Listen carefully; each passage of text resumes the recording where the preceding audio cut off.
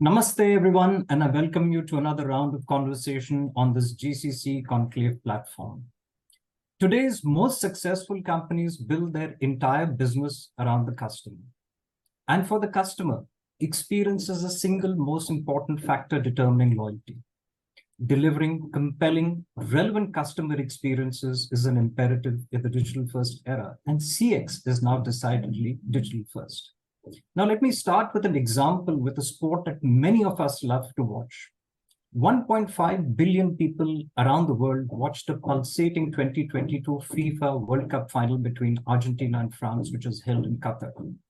From 172 goals that were scored to 5 billion people who engaged following the tournament content across a wide array of platforms and devices across the entire media universe.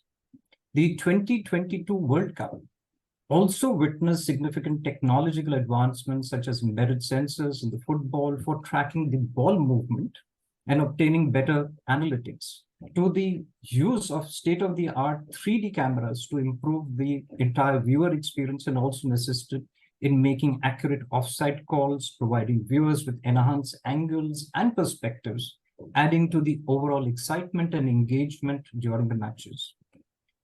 According to the IBM Institute for Business Value, organizations that provide customer experience reported 3 times higher revenue growth over the past 2 years than organizations that place less emphasis on it. Added to that, according to the State of the Connected Customer report, which was released by Salesforce, 73% of customers expect companies to understand their unique needs and expectations and at the same time maintain trust and integrity as the beacon. Modern CX businesses are design-led, data-driven, technology-enabled, and multidisciplinary. The speed and precision of AI technologies, in addition to human insights, will provide the continuous intelligence needed for a delightful customer experience. And to dig deeper and understand the various factors that contribute towards creating a great customer experience and the role technology plays in enabling and enhancing this experience, we have with us today Neeraj Verma, founding member and heading the financial services cluster for the GCC unit of IBM for India and South Asia. And Neeraj is currently working with a portfolio of 15 plus financial services clients, which includes banking, insurance, and payment cards, assisting them in the application modernization, AI adoption, cloud migration, and digital transformation journeys. Before joining IBM in 2008, Neeraj worked with Larsen & Toubro and with Marico. He's an alumni of IIT Roorkee and an MBA from SP Jain Institute of Management and Research, Mumbai. One thing that really stands out about Neeraj is his passion for adventure sports and his strong belief in sports transforming the approach to life and the workplace. He is deeply inspired by his father, who to this date actively pursues his passion for gymnastics, being an international judge in various competitions. Neeraj himself has participated in the national level in rowing and whitewater rafting during his college days. In an earlier interaction with Neeraj, one little story that really stood out for me was the exhilarating 430-kilometer cycling trek that he did with his friends from Roorkee to Amritsar over a period of 3.5 days, and that too with no Google Maps. So from one Punekar to another, a warm welcome to you, Neeraj, and welcome on this to this platform. Yeah, thanks a lot, Sandeep, for this nice and kind introduction. And you, in a way, throwed open a lot of memories in my mind while introducing me. And I think customer experience as such is a topic which is very close to many of us, including me. And you did mention something that happened in FIFA. And to that point, I think IBM was also one of the key participants in the overall ecosystem in terms of delivering an integrated customer experience to the fans who were attending the event. We worked closely with one of the GCCs in here in Pune. Siemens is our customer, and we enabled that seamless customer experience. So yeah, so happy to be on the platform, and over to you. Thank you so much. And I was one of the 1.5 billion who was watching. I'm totally enthralled. Yeah, great experience there. So now let's jump into the questions as such. This is my first question to you. How does personalization drive customer delight in today's market? Over to you. I think, Sandeep, what I will try and do is have twofold kind of views on some of these, right? One is day to day, how we ourselves are being customers. And then from an enterprise perspective, how do we enable such customers experience, right?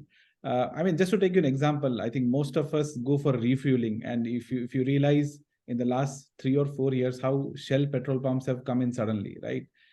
The sheer way that you get the experience of being on a petrol pump when you're probably spending 10-12 minutes at the place, the way you're greeted, the way you are informed that yeah, this is petrol or diesel, what fuel it is, and then the entire experience of waiting there, you will be surprised that Shell today, as I know, is driving for almost 50% of their sales coming in from non-fuel related retail. So whatever they're selling as air fresheners, or they're trying to upkeep your car, or the coffee which they offer, ultimately their job is twofold. And people who are essentially serving there are their core representatives. That is what the moment of truth for you is, right? So that comes to my mind as a very, very differentiated customer experience. All of us have been used to grow in an era of public sector units running the petrol pump, which was very transactional, right? Now with Shell coming in, I think to me, they have changed the customer experience, right? So that is one example. I think the other which comes to my mind, which is off late come in the recent months, is Digi Yatra. And I think I'm reasonably sure work is taking you places like most of us, right? The kind of seamless experience as customers at the airport, I think it is phenomenal. Uh, I know there is a backend thing which is coordinating with the India stack, but the sheer sense of technology and ease which is brought to the customers is phenomenal. I think to my mind, if I have to simplify customer experience, what customers want today is that they want us to get into their context rather than throwing upon our context, right? Come into my context, help me ease out whatever transaction that I'm doing and be proactive. I think these are the three things which customers are expecting today. And customers today, to my mind, are very, very easy to switch, or they find it very easy to switch rather, right? There is nothing like a customer loyalty. I think it is diluted. I think to a large extent it is diluted because everywhere you are having more and more choices. So very important topic for us to continue in our own context as well, from a B2B or a B2C. It is very important to have a good customer experience. And last but not the least, I think you also touched upon the personalization bit, right? How do we personalize this? And I can come from an financial services example. We are working with one of our financial services clients wherein they want the layout of the app to be changed for a senior citizen. The moment you try and log in as a senior citizen, the layout would be far simpler. The text would be slightly more sized so that it is more easy for you to navigate, right? That's the extent of, I would say, personalization that people are trying to drive. And this is not boutique, or this is not bespoke specifically, which happens in very, very high-end kind of a context, right? These are people who are is as good as a commodity. I'm just trying to use a phone app. So that's what my thoughts are. Excellent. I just loved your examples of Shell. I just love the example that you also related to Digi and also, of course, the provocative statement that you made about customer loyalty is diluted. And Yeah. we'll have a lengthier conversation on that, I'm sure. Yeah. And let's move to the next part. We have actually looked at personalization. Let's jump into the strategy bit. What strategies can companies implement to turn the dissatisfied customers into delighted advocates? And that's, I think, a burning question with everyone. Over to you. Yeah, I think again, given that all of us travel a lot, I think when it comes to customer experience, you probably will be able to relate it much quicker. Whenever a flight is delayed or something goes wrong with the operations, how do the stewards and how do the front office people or the ground staff helps address the queries of the various customers who are walking in? Some are infuriated, some probably are about to lose their next flight. But I think, to my mind, if I have to simplify, first of all, the fact is that you should acknowledge that something has gone wrong, right? And then after having acknowledged that, assist the customer to probably come back to the regular journey, right? And once you've assisted that, to my mind, the third A would be in terms of, after having assisted that, accompanying them towards becoming them more brand loyal, and at the same time your advocate. So 3 A's is, if I had to summarize, if there's a dissatisfied customer, first of all, acknowledge, then assist, and then accompany them through the journey towards advocacy. So this is my thought. The other thing which many of our customers are adopting is what we call as scavenging. Right? Scavenging, to put it simply, is basically be on the constant lookout for any negative feedback which is pertaining to the customer, whether it is social media, whether it's face to face, whether it is in the branches, front office, so on and so forth. So you have to be constantly listening to what the customers are saying and where they could be disgruntled, right? So that is one thing. The other thing which came across in one of our discussion, we were having this brainstorming thing, and one of the newer joiners came up with this brilliant idea, which to what I liked is to have some kind of a confession wall that we as an organization also can goof up with respect to the scale that we are operating. There could be moments of truth which could go wrong, right? As to how are you open to receiving feedback. So this confession wall of sorts is some kind of a landing page on the website that we are open to listen. We can, and we did goof up.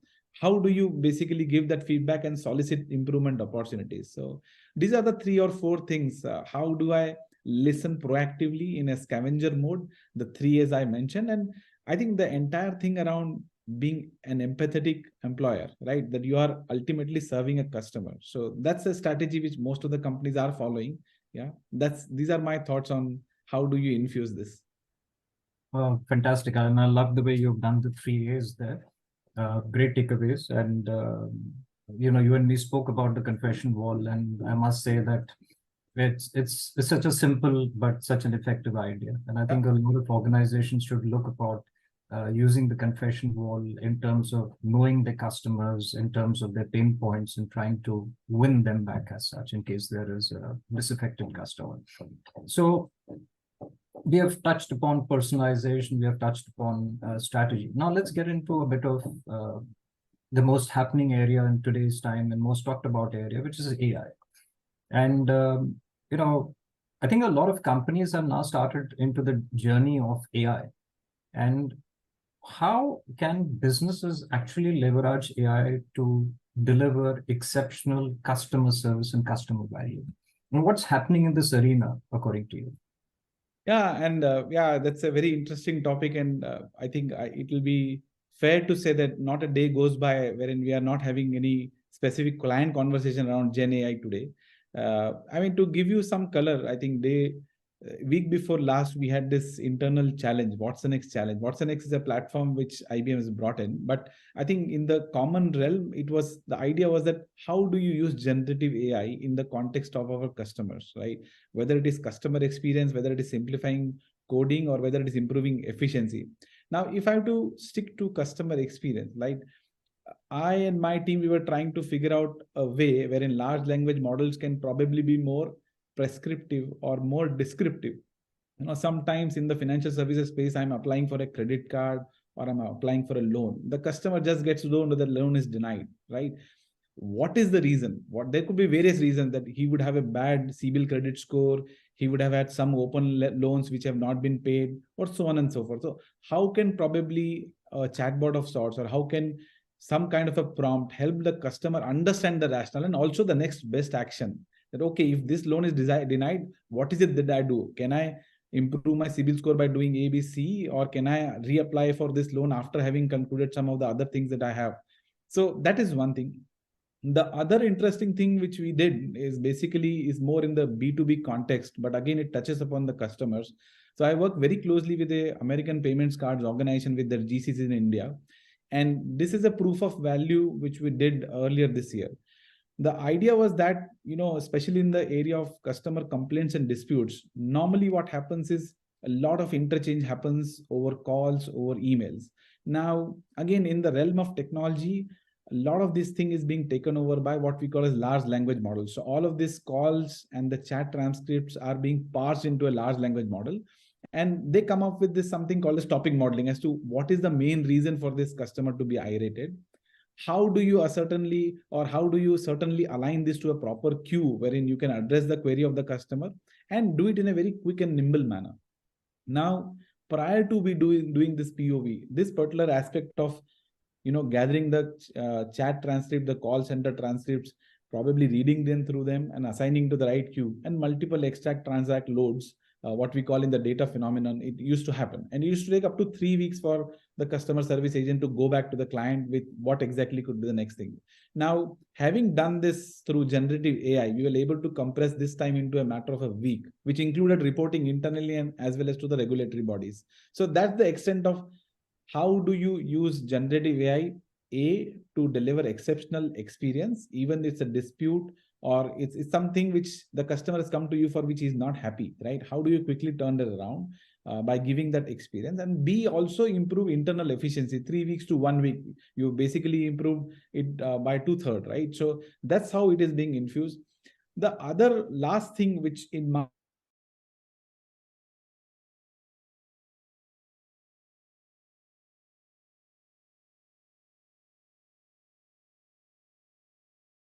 And I think some of us have been unfortunate to have been there on the last day of a discharge when some of our near and dear ones are there in the hospital. And you would relate, Sandeep, that it's a very anxious day in the morning. Suddenly you say that, okay, this is the last visit that the doctor will make. Then you suddenly collect all the bills, go down to the counter. And if you are having an insurance, the counter is saying that, let us check with the insurance agency as to what are the bills they will approve. And sometimes this entire cycle takes 5 to 6 hours. The patient is all good, you're eager to take them home, but that entire experience is becoming a little jittery because of this time which is getting lost. Right now, what they've done is that they've gone up to 90% of straight through processing by using AI in this bills. Right, they've come up with business rules which automatically will let this bills be getting processed. You don't require a human intervention in 90% of the times, and you using a business logic, so to say, that if there is a heart patient, there are a certain set of things which will be required, but if it's a probably a normal set of a thing, you may not need a ventilator, you may not need. So certain business rules which they've written, and the bills get scanned, and in the back end AI is processing that and essentially turning it around in less than an hour. Right, so this entire thing, in a way, again, a very different example, but to me this is again customer experience and something which will stay with the customer for a longer time. And probably this is the moment that people will be loyal to such an insurance company rather than switching to any other just because of a financial offer. So that is my take, Sandeep. Awesome. And I love the example because that is a pain point that I also harbor. Yeah. Getting out of the hospital is not as easy as getting into the hospital. Exactly. So last day, very, very anxious. All of us have been through. And as we age, perhaps, God forbid, but we will have to be prepared mentally to get into something or the other of that sort, right? Brilliant. And, that's a question that I've always been thinking in my head. And I think you have answered it with the use of tech. I'm sure that this will be a problem that will be solved across an array of, hospitals, not only in India, but globally. Awesome. I love the example. Let's get you to put on your soothsayer's hat. And let's talk about emerging trends. What are the emerging trends in omni-channel experiences and also the possible impact on customers? What are you seeing, Neeraj? I think when it comes to omni-channel, I think the most recent which I can think of is something what they're calling as anywhere commerce, right? The customer, again, as I said earlier, wants to interact with you in their context. I am riding a metro, I want to be on the mobile, I've reached my office, something which I was doing on the mobile, I might pick it up on the laptop, probably later on get onto a call to somebody else in the organization. So this is what I was calling as anywhere commerce, right? Now, in order to deliver, I think probably some example which I can take beyond from financial services in retail, for example. If sometimes you end up going to a store for buying a particular set of accessory or a clothing, right? And you figure out that that clothing is not there in a particular store. Many times we just walk out from that store, right? But there are things which the companies are doing in order to ensure this, to show you where exactly is it available next. The front office will be alerted that this is a customer who is going away, or probably whoever is leading to that, probably this will be available. So how do you essentially engage that you can order, it will be delivered to your doorstep, or probably you can order now, pick up later, right? So this is what I'm terming as anywhere commerce, right? At the back end, in order to deliver such exceptional experiences, what we are calling as converged commerce. So you need to have an entire ecosystem which is enabled to deliver such an experience. If you're not able to find out the inventory in the store, in the backend, it should be able to find out as to where exactly is it available, who is available to ship that, and how much is the transit time. So then in the front end, you can tell the customer that we'll be able to deliver to your home day after tomorrow, and you can still be prepared for that big event in the family which is coming. So anywhere commerce and converge commerce, these are the two important things. I think the other thing which I'm seeing is increasing responsibility for customer service. So many places I'm seeing they are having this customer service officer or the customer engagement officer.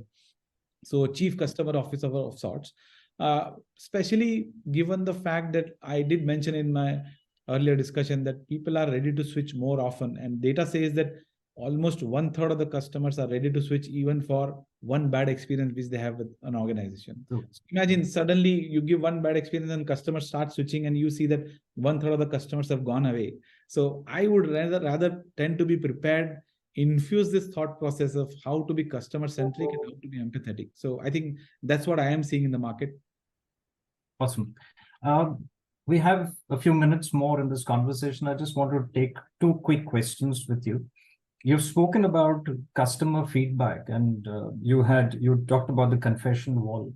Yeah. And once we hear back from the customer in terms of feedback, what are the strategies that businesses, organizations are adopting to hear what they hear as far as the customer feedback is concerned, and have continuous improvement built into the entire mechanism? Yeah, I think that's a very good point. At a summary level, if I have to say, Sandeep, I think one is fixing the responsibility. Like I said, the chief customer service officer. How do you infuse the thought process into all of your organization, wherever the customer is expected to have a touch point, right?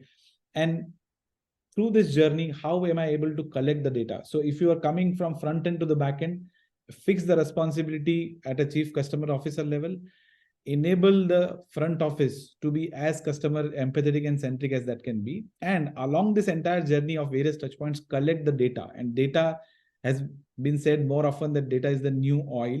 Once I have the data from the various touch points, how do I use the data? Leveraging the data. We talked about how do you deliver unique customer and personalized customer experiences. And at the same time, how do I enable an ecosystem to enable this, right? Be it basically hybrid multi-cloud, using the right analytics and data engines. So from the front end to the back end at all levels, that has to percolate that we are becoming a more customer-centric organization. And how do you foster customer engagement and customer loyalty the way we talked about earlier? So these are the things which companies are adopting. People have to be more responsible, and people have to be more proactive in responding to whatever they are hearing. Awesome. And last quick question to you. And this is again more related to a trend, but also something that you are looking at personally.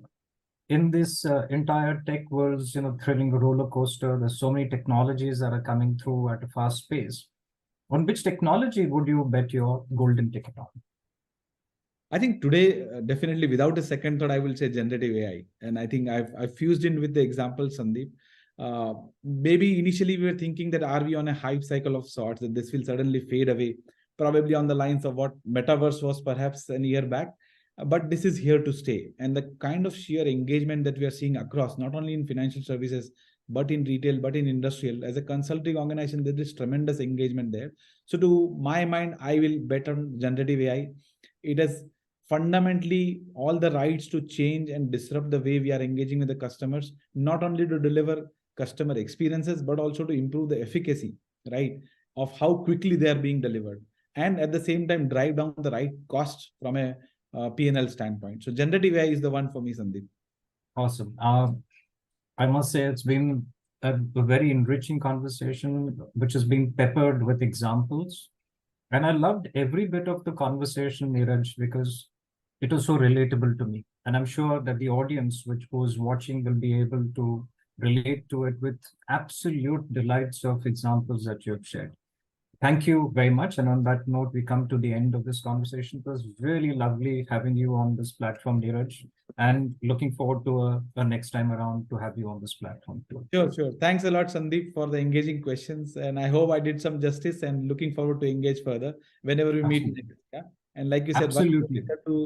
another Punekar. Whenever you're in Pune, just find time and we'll grab some coffee together. Absolutely. And on this note, I also thank our audience for tuning into this conversation. And we have a host of videos on our nasscom YouTube channel. Please subscribe, soak in the learnings from all our events, including our flagship event, NTLF. And as always, we would really appreciate your feedback. You can write to us at events@nasscom.in. So please continue to stay tuned in. Look forward to meeting you soon. And it's bye for now from both of us. Thank you.